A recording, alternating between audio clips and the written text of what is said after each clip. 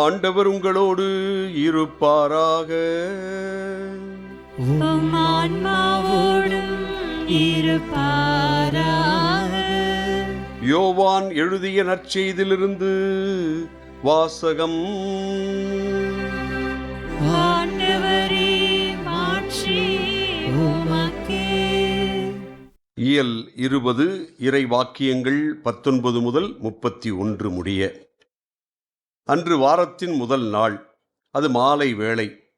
யூதர்களுக்கு அஞ்சி சீடர்கள் தாங்கள் இருந்த இடத்தின் கதவுகளை மூடி வைத்திருந்தார்கள். அப்போது இயேசு அங்கு வந்து அவர்கள் நடுவில் நின்று, உங்களுக்கு அமைதி உரித்தாகுக என்று வாழ்த்தினார். இவ்வாறு சொல்லிய பின் அவர் தம் கைகளையும் விலாவையும் அவளிடம் காட்டினார். ஆண்டவரை கண்டதால் சீடர்கள் மகிழ்ச்சி கொண்டார்கள். இயேசு மீண்டும் அவர்களை நோக்கி, உங்களுக்கு அமைதி உரித்தாகுக. தந்தை என்னை அனுப்பியது போல நானும் உங்களை அனுப்புகிறேன் என்றார். இதை சொன்ன பின் அவர் அவர்கள் மேல் ஊதி, தூய ஆவியை பெற்றுக்கொள்ளுங்கள். எவருடைய பாவங்களை நீர் மன்னிப்பீர்களோ அவை மன்னிக்கப்படும், எவருடைய பாவங்களை மன்னியாதிருப்பீர்களோ அவை மன்னிக்கப்படா என்றார். 12 ஒருவனான திதிம் எனும் தோமா இயேசு வந்தபோது அவர்களோடு இல்லை. மற்ற சீடர்கள் அவரிடம், ஆண்டவரை கண்டோம் என்றார்கள். தோமா அவர்களிடம், அவருடைய கைகளில் ஆணிகளால் ஏற்பட்ட தழும்பை பார்த்து, அதில் என் விரலை விட்டு அவர் விலாவில் என் கையை இட்டாலன்றி நான் நம்ப மாட்டேன் என்றார். 8 நாட்களுக்கு பின் அவருடைய சீடர்கள் மீண்டும் உள்ளே கூடியிருந்தார்கள். அன்று தோமாவும் அவர்களோடு இருந்தார்.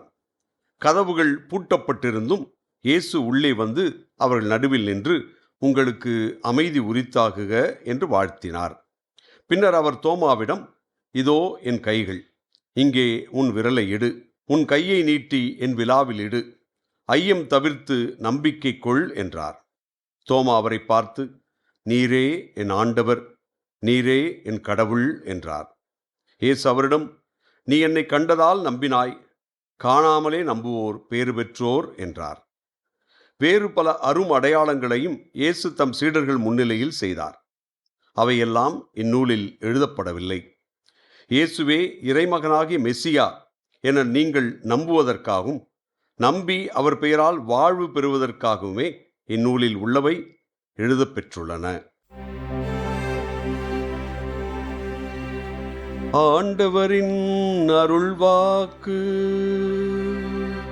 கிறிஸ்துவே உமக்கு புகழ்.